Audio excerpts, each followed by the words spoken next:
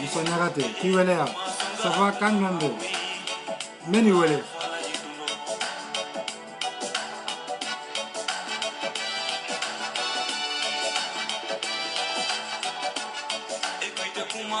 Ikite kuma, duli na kuma onye. Ikite hina, duli na hina onno. Ikite femfo, duli na femfo demise onye.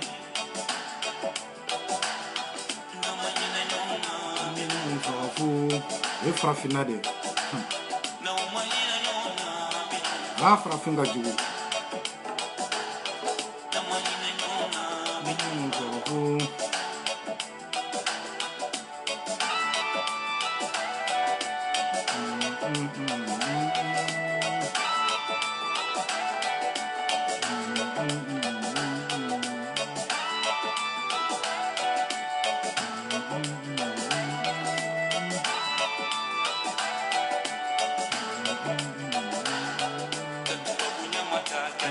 Jinaye ufanta unga kileka tubabuja kataka nike waraye ufanta unga kileka katuba umarifa saka nike alaye ufanta unga kileka kama ina nyona binufafu nama ina nyona binufafu nama ina nyona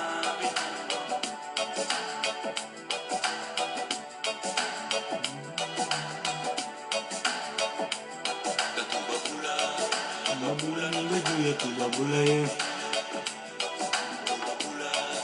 Babula nimbe juye tu babula ye.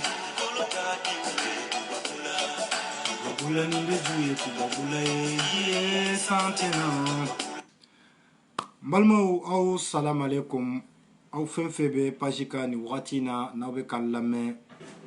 Anga foli anga tanu anyesilembe au bela jelema sanfe fo duguma. An kilalen ko video la mɔgɔ minnu bɛ video lamɛn kɔfɛ k'u bɛɛ lajɛlen fo foli mun ni danta la an b'a ɲini aw fɛ a ka partager a ka d'an ye yɛrɛ de a ka se ka partager bi alhamdulilayi tileda in na an kun ye video dɔ kɛ mais video in bon an kilala ka supprimer parce que an y'a kɛ kan to baarakɛyɔrɔ la mais mɔgɔw dɔw ye laɲini ta k'a fɔ an ka segin video in kan video in kuma minnu fɔra kɔnɔ ko kuma cɛ ɲumanw don kumaw ɲɛna kosɛbɛ. Alhamdulilayi o ye ala fo de an bolo n bɛ ala fo ka ala barikada ka tila ka yafa ɲini aw bɛɛ fɛ aw fɛn fɛn bɛ ka lamɛn nin wagati na kuma kɔnɔna dɔ na mɔgɔ mun kasira an mana an da don kuma wɛrɛ la an nana kuma sisan ko mun sera ka daminɛ an ka faso Maliba kɔnɔ baara mun filɛ ka daminɛ sisan o ye ala fo de anw bolo n'a sera ka continuer o ye ala fo de anw bolo an dun fana tɛ ala deli ko baara in ka daminɛ a ka tila ka ɲɔngiri tɛ ayi parce que k'a fɔ ka corruption kɛlɛ Mali la yuruguyurugu kɛlɛli ne ɲɛ t'a président na depuis Alpha ATT IBK o président tɛ yen mun ma fɔ k'a bɛ yuruguyurugu kɛlɛ a tɛ yen ko ka jɛw ni fɛnw bɛ ciyaturu bɔra yuruguyurugu kama ne ɲɛ tɔ président na mun nana k'a fɔ ko n'ale tɛ yuruguyurugu kɛlɛ mais o président ka tile kɔnɔ i b'a sɔrɔ ale mba bo adda kono ka ba kele de abe kla ka jugu ale tande kono tuguni o yurugu kelemu na ya fo malen daw ni ninna na mbo kele abe kla ka jugu ale tande kono tuguni ne alache yurugu be kla ka jugu ale tande kono tuguni wala mo de famille e ko be na fendo kele ka bo jamana kono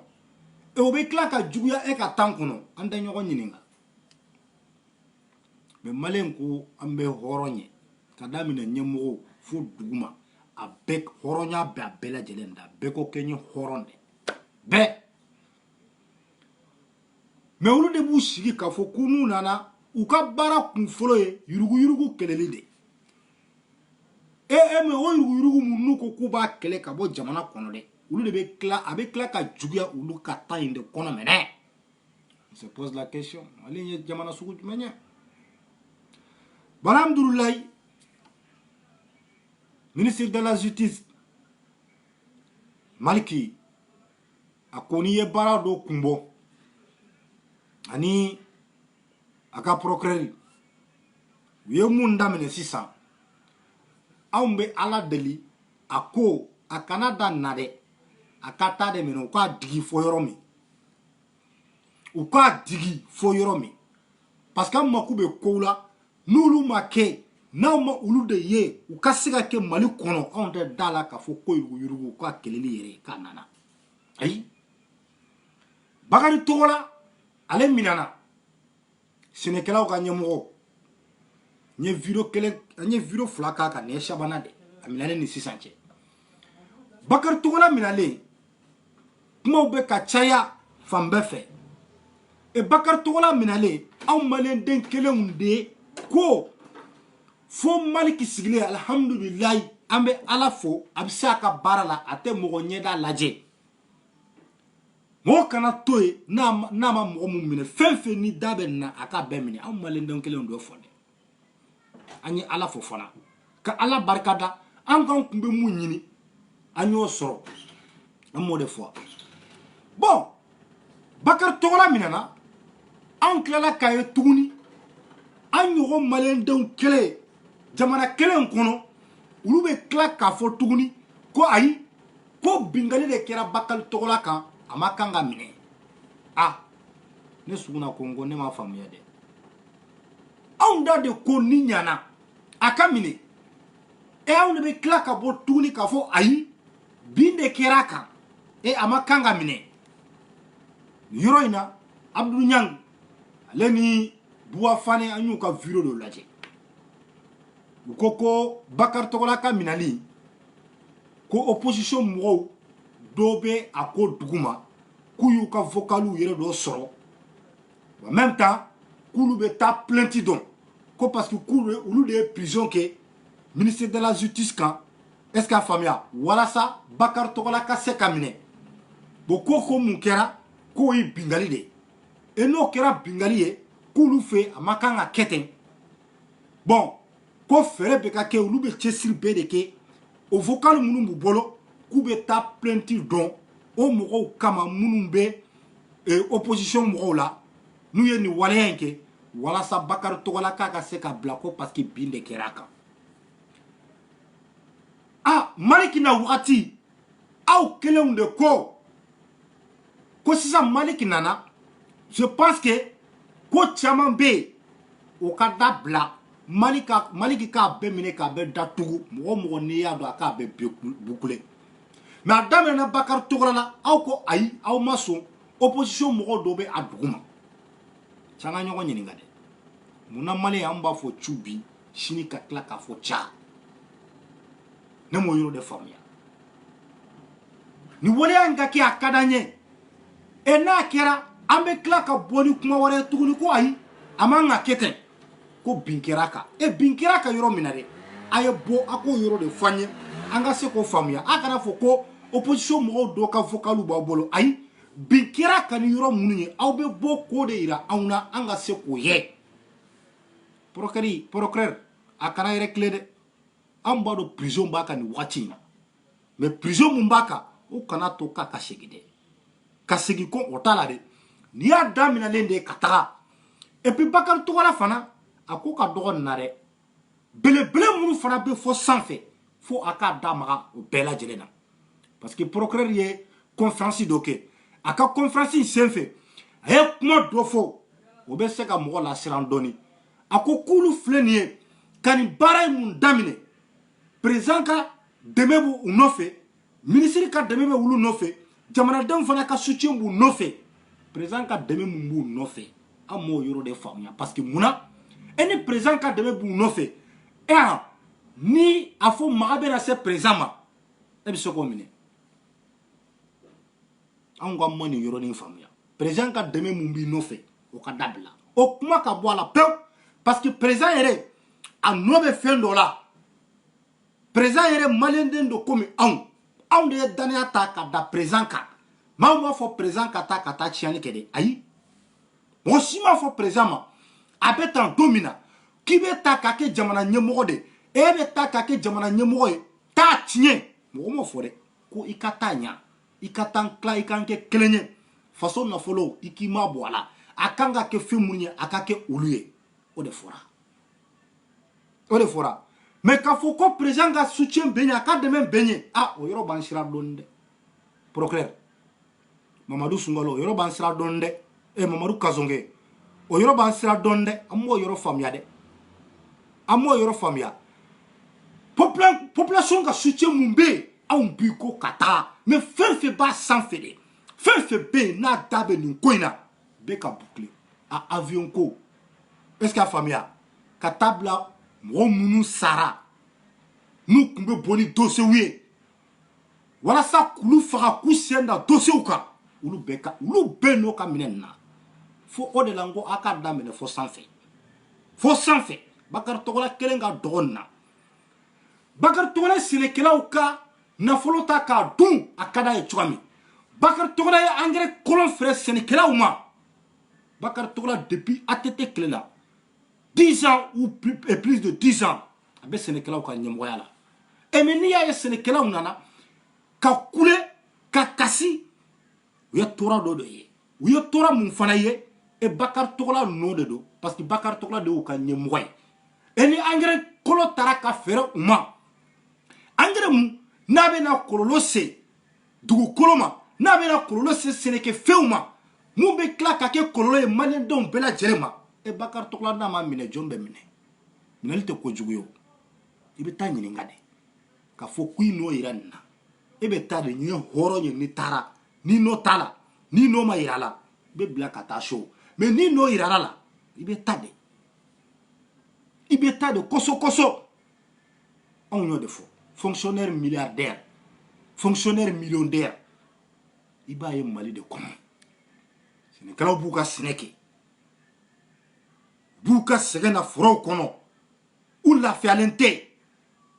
u bɛ fitiri mun fana sɔrɔ walasa u ka se k'u yɛrɛ balo yanni samiya ji kura ka na tuguni a ye paga tɛ sɔrɔ a dɔw bɛ yen n'u ye coton sɛnɛ daminɛ ayi u bɛ sɛgɛn mun ye a kɔnɔ dan yɛrɛ t'a la kuma tɛ ɲɔ ma kaba ko wɛrɛ aw ma se ka fɛɛrɛ foyi kɛ walasa ka se k'u dɛmɛ u ka sɛnɛfɛn a bɛ se ka bayɛlɛma cogoya min na mun bɛ se ka nafa don olu kun ka tila ka nafa don jamana kun ayi aw bɛ tila k'o nafolow de ta k'a kɛ aw kelen ta ye olu bɛ sɛgɛn na kungo kɔnɔ olu de ni ɲani don n'o ma minɛ jɔn bɛ minɛ parce que maliyɛnw n bɛna yɔrɔ dɔ de fɔ aw ɲɛna Mali juru mun bɛ Mali la sisan a miliyari hakɛ da yɛrɛ t'a la juru mun bɛ Mali la a miliyari hakɛ da yɛrɛ t'a la parce que Mali ye juru de ta k'a fɔ k'u bɛna siraw dilan Mali ye juru de ta k'a fɔ k'u bɛna sɛnɛ la yiriwa Mali ye juru de ta k'a fɔ k'u bɛna minɛn don avion na mun ye kɛlɛkɛminɛn ye Mali ye juru de ta k'a fɔ k'u bɛna jago la yiriwa Mali ye juru de ta k'a fɔ k'u bɛna fɛɛrɛ kɛ mɔni jɛgɛmɔ bɛ se k'a labaara cogoya min na Mali ye juru de ta k'a fɔ k'u bɛna fɛɛrɛ kɛ ka maliyɛndenw dɛmɛ walasa maliyɛndenw kana taa tunga la k'u dɛmɛ baara la Mali yɛrɛ kɔnɔ Mali ye juru de ta walasa éducation a bɛ se ka ɲɛ Mali kɔnɔ cogoya min Mali ye juru de ta k'a fɔ ko santé bana santé ko be se ka ɲanabɔ Mali kɔnɔ cogoya min na u taara o juru bɛɛ ta anw de tɔgɔ la ka tila ka na ko wari bɛ dun o wariw kan ka don sira minnu fɛ juru donna Mali la kan mun kan a ma se ka kɛ o ye n'o ma kɛ o ye bi FMI Banque mondiale u ye da tugu Mali ɲɛ tɛ ala ni corruption y'a sababu ye ala ni yurugu y'a sababu ye bon fɛrɛ tɛ Mali bolo bi e ni fɛrɛ tɛ Mali bolo walasa Mali ka danaya ka tila ka kura ye FMI kɔnɔ Banque mondiale kɔnɔ fo Mali ka ko dɔ de yira parce que Mali tɔgɔ tiɲɛlen bɛ Europe kɔnɔ ka sababu kɛ Allemagne ka ambassadeur mun nana wulila kosa in na a na to a ye kumakan mun ta ka Mali gosi n'a ye a ye kumakan mun ta ka Mali gosi n'a ye ka sababu kɛ o ye parce que o na to a y'a yira k'a fɔ Mali tɛ jamana ye jamana mun n'i bɛ danaya d'a kan Mali tɛ jamana ye jamana mun ni baara ka d'a ye Mali ye jamana mun ye k'a ta k'a dun u sago la ka d'u ye cogoya min na a ko mɔgɔ yɛrɛ ma kan ka hinɛ Mali la Mali bɛɛ fugali cɛ ta to yen nin de fɔ Mali ma cɛ ta to yen nin kumakan de ta ka fɔ Mali ma ka taga o kumakan européens y'o de ta ko bila u hakili la ka analyse kɛ Mali kan o la o de la u ye robinet bɛɛ datugu Mali ɲɛ robinet bɛɛ datugura Mali ɲɛ wandafɛ jamanaw bɛ yen anw yɛrɛ ni ɲɔgɔn cɛ farafinna juruw kan ka sɔrɔ cogoya min na banque minnu b'an bolo yen olu fana tellement que Mali ka corruption u y'a ye a fanga ka bon kojugu ni Mali taara k'u bɛ juru ɲini u hakili bɛ taa jigin corruption ko de la juru tɛ don Mali la bilen juru tɛ don Mali la bilen Malimaw Kayi Sira ni Kayi denmisɛnninw Kati denmisɛnninw wulila ministre ma layidu ta k'a b'a kɛ ban a ye taa a ka taa Satom mɔgɔw ɲininka wari presque 70 milliards de doba mais u ko ko 5 milliards sɔrɔla k'a d'u ma fɔlɔ mais a ye taa Satom directeur u k'a ɲininka est-ce que o 5 milliards fɔlɔ u y'a sɔrɔ o tɛgɛ kɔnɔ ba la question c'est là sira in bɛ laban ba an t'a dɔn a tɛ laban ba an t'a dɔn pour le jour d'aujourd'hui fo Mali ka ko dɔ de kɛ ka yira diɲɛ na mun b'a to k'a fɔ ko jaa Mali ye sobe sira ta o de la u taara Bakari Togola u y'a minɛ procureur Mamadou Kazonge a fana bɛ bɔ k'a lajɛ ka to ka conférence de presse kɛ est-ce que a faamuya ko Mali ye sobe ta an na to don an bɛ bɛɛ lajɛlen minɛ an dalen bɛ kuma in na dɛ an ma sɔsɔli kɛ dɛ an dalen bɛ kuma in na mais est-ce que kuma in bɛ se a dan na est-ce que aw tɛ ka fɛn dɔ de kɛ k'a yira FMI ni Banque mondiale mɔgɔw ma ban anw ka kuma sɛgɛsɛgɛliba nin yɔrɔ in de don anw ka kuma sɛgɛsɛgɛliba filɛ nin yɔrɔ in de la n'a sɔrɔ o de don a kana fɔ k'a bɛ maliyɛndenw tromper dɛ n'a sɔrɔ o fana tɛ yen a y'a digi fo Kuluba a y'a digi fo Kuluba avion ko dossier a ka bɔ n'a ye est-ce que a faamuya Buwe bi a kun bɛ premier ministériel la a kun bɛ waati min na élection kuma Union européenne wari juru don Mali la ka wari ta o ma juru don Mali la dɛ ka wari ta k'a di Mali ma élection bɛ se ka ɲɛ cogo min na k'a kɔlɔsi habilité ko na fɛn bɛɛ maliyɛndenw ka sécurité kama baara bɛ se ka ɲɛ cogo min na a wari bɛ gosira campagne la Buwe ka temps kɔnɔ Buwe ma ka mun wulila o ka temps kɔnɔ wari bɛ gosira bon o Buwe bɛ yaala la bi k'a bɛ confiance ɲini kura ye walasa 2023 k'a bɛ se k'o labɛn kɛ cogoya min na maliyɛnw ka se ka danaya d'a kan procureur kan ka Buwe to yen ba anw ka ɲininkali bɛ est-ce que procureur kan k'i sigi ka Buwe lajɛ anw ka ɲininkali bɛ Buwe boli mun na ayi Buwe kana bila ten dɛ Buwe ka minɛ bouclier komi Bakari Togola ta kɛra cogo min Bakari Tireta le président de RPM engrais ko mun ɲagamira Bakari Tireta a togo b'a la a ko b'a la est-ce que a faamuya a sen bɛ a ko bɛɛ la an ma sigi ten tuguni ba ka Bakari Togola fana lajɛ ten ba Bakari Tireta fana lajɛ ten ba Bakari Togola minɛna cogoya min na Tireta fana ka kan ka minɛ ten de mɛnɛ ah oui Tireta ma kan ka si bi n'o fana ma taa bila kɔfɛ ka taa ɲininka Tireta kelen kelen Buwe fana bɛ ten de pare n'a fana ma kan ka taa ale fana bɛ bolo mun na bi a kan ka minɛ de mama dɔ bɛ siran yɔrɔ mun ya bamaɲinkuru minnu belebele minnu bɛ sanfɛ n'u tɛ se ka maga olu la fɔlɔ olu caman bɛ u siyɛn dalen bɛ ni faransi de ka yan parce que n'olu minɛna faransi de bɛ weleli kɛ i b'a sɔrɔ weleli bɛ bɔ sanfɛ de jamana wɛrɛla kɔfɛ ko u ka bila minnu sen t'an ka jamana ka foyi la minnu b'a fɛ toujours an ka cɛru olu de bɛ weleli kɛ k'u ka bila mais u bɛ bila avec la entrain parce que jamana bɛ cogoya min na jamana bɛ mako bɛ kow dɔ la olu tɛ sɔrɔ et n'olu tɛ sɔrɔ n'u magara ninnu na ni weleli bɔra sanfɛ u bɛ fɛɛrɛ bɛɛ kɛ u bɛ se ka bila cogoya min na toujours o ye mun ye maliyɛndenw ka jɔnmaya ka jɔnya juru dɔ maliyɛndenw kan na k'an siri ka tila ka taa fɛɛrɛw ma tuguni n'o bilala olu fana b'u ka condition de fɔ a y'an wele an ye weleli mun kɛ k'a ka karasa bila n'an m'a bila a ka nin ko bɛ yen an fana bɛ se ka bɔ n'a ye kɛnɛma walima a y'a ka fanga mun garanti o fanga an b'a tiɲɛ aw bolo c'est là maliyɛnw kuma banna a kana ɲini yɔrɔ si n'o vidéo ka fari dɛ a kana ɲini yɔrɔ si an ka alimamiba minnu bɛ yen n'i y'a ye olu fana bɛ wuli ko n bɛ taa delili la walasa karisa minɛna a ka se ka dabila i b'a sɔrɔ alimami bɛ yen wari caman bɛ ta k'a di alimami ma a joli bɛ misiri la bɛɛ ɲɛfɛ Allahu Akbar a wari min bɛ don alimami kun da yɛrɛ t'a la alimami duwawu kɛ n ye kɛ bɛ n ko an k'a kɛ tan juma o juma n'u tagara enveloppe de bɛ di alimami ma alimami fana ka wuli kun de filɛ nin ye u ka juma o juma enveloppe a kana tigɛ ani jaka minnu bɛ bɔ ka taa d'u ma ani promotion minnu bɛ taa u ye san wɛrɛ n bɛ bila ka taa hiji la Maka walima n bɛ muso bila ka taa hiji la Maka u n'a caman fana bɛ kɛ alimamiw ye olu fana ka wuli kun filɛ nin ye de ka taa delili kɛ k'a ka bila dugutigilakaw fana bɔ o cogo kelen na bonya mun bɛ taa ka taa da olu fana ye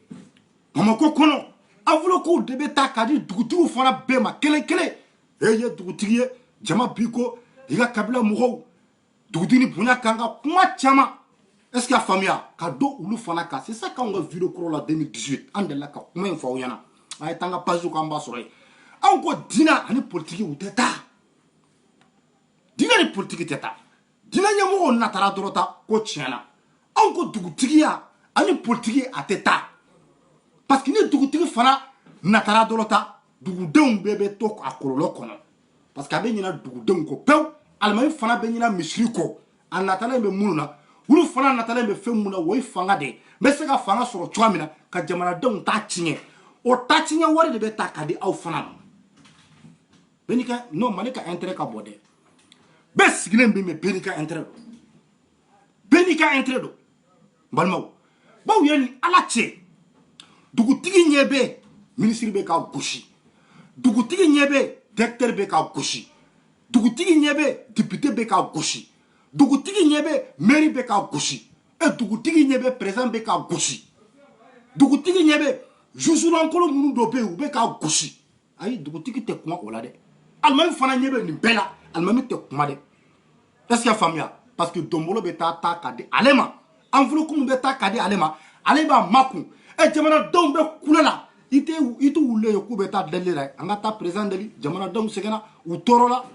est-ce que a faamuya dugu min b'u kan walasa a ka se ka wuli ayi mais u ka enveloppe bɛ bɔ yɔrɔ min na n'o tigilamɔgɔw minɛna bɛɛ bɛ don i ka basaba na an ka taa kuluba an ka taa delili la an ka taa ministre bara an ka taa delili la an ka taa procureur bara an ka taa delili la e ka taa delili la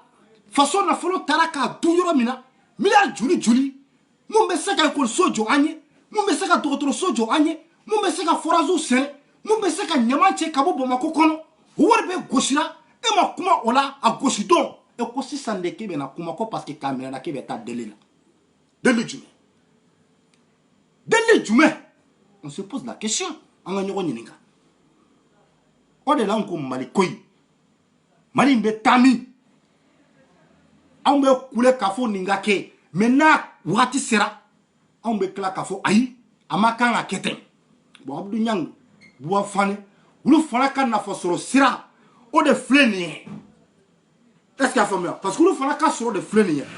n'o de fɔ n ko Mali bɛɛ n'i ka intérêt de don olu fana ka sɔrɔ de filɛ nin ye n'u ma fɛn fɛn sɔrɔ nin na a tɛ sɔrɔ bilen o ye Mali yɛrɛ sigi kan de hali i kan ka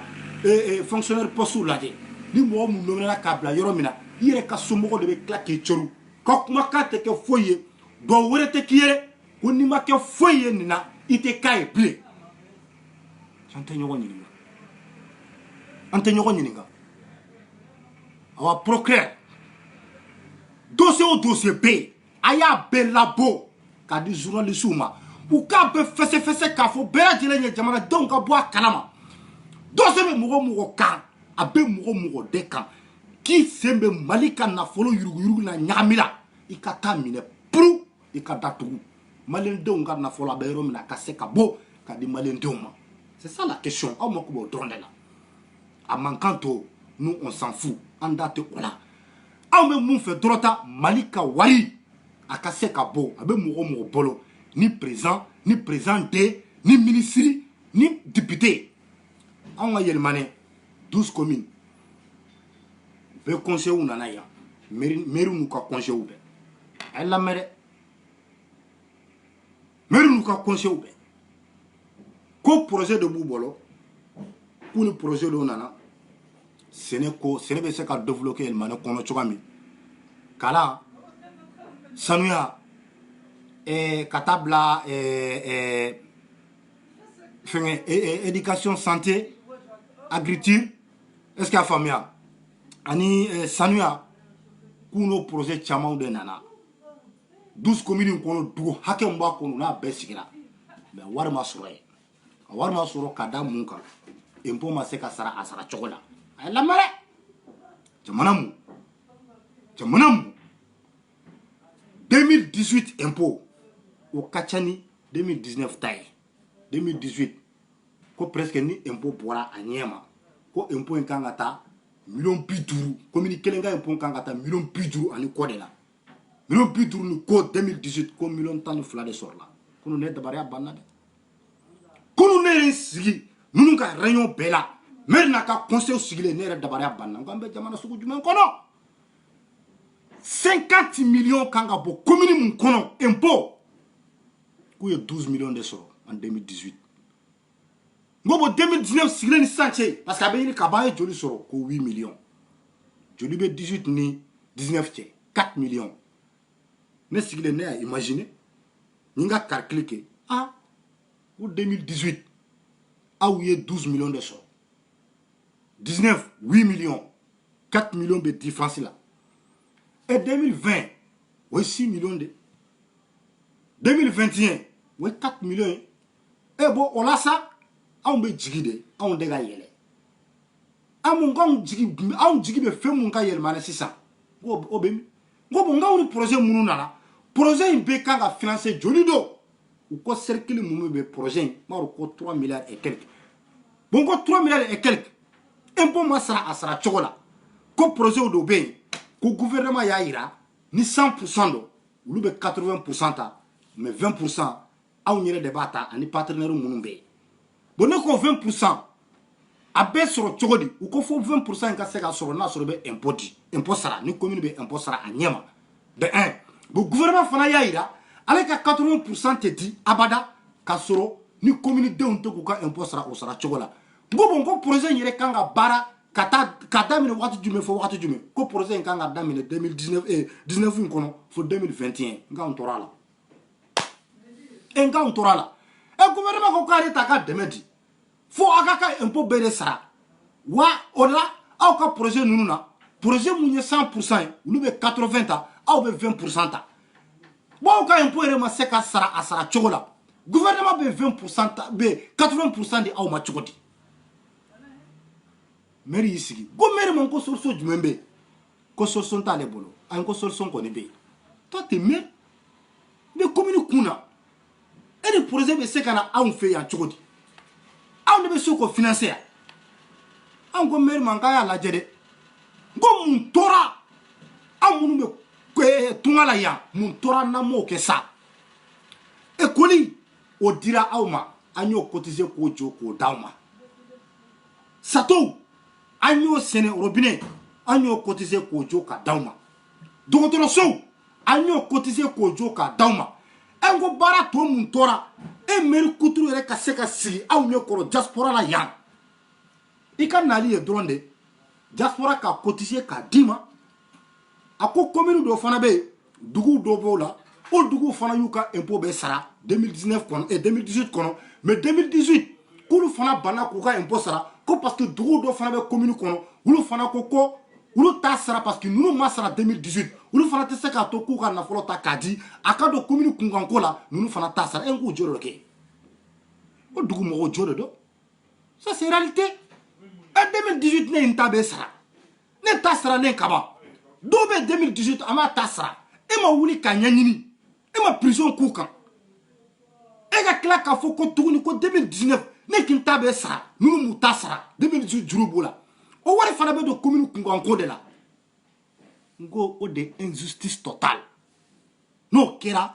dugu minnu y'u ta sara 2018 commune ye ka ban n'aw tilala ka olu de jagoya injustice don aw taara bin u kan de binkan de don n ko Seydou Yɛlɛmani an bɛ lettre sɛbɛn n'an bɛ lettre sɛbɛn comme quoi élu kan ka na an ka élu kan ka na le 22 an n'u bɛ sigi n'an bɛ lettre sɛbɛn an b'a adresse u la nin baara in ka se ka kɛ bon maliyɛnw nin de tun ye video ye an ka foli bɛ bɛɛ ye foli mun ni dan t'a la k'a ta sanfɛ procureur kana mɔgɔ si bila a ka dossier daminɛ fo sanfɛ fo dugu ma minɛli a kana da Bakari tɔgɔ la dɔrɔn ma bɛɛ lajɛlen de don bɛɛ ka minɛ bɛɛ de ka minɛ minɛ fɛn fɛn da b'a la bɛɛ de ka minɛ ministeriya t'a la président t'a la députéya t'a la bɛɛ de ka minɛ n'a sɔrɔ fana u bɛ confiance ɲini de la FMI ni banque mondiale la ko ka baara in daminɛ tile damadɔ ka datugu dɔrɔn u fana ka taa ka bɔ yen dɛ mais n'u baara dɔ de don n'u wulila de an ka taa de fo corruption de ka kɛlɛ ka bɔ yen jamanadenw fana b'u ko o la n bɛ taa jusqu'au bout o de kun ye one love à vous tous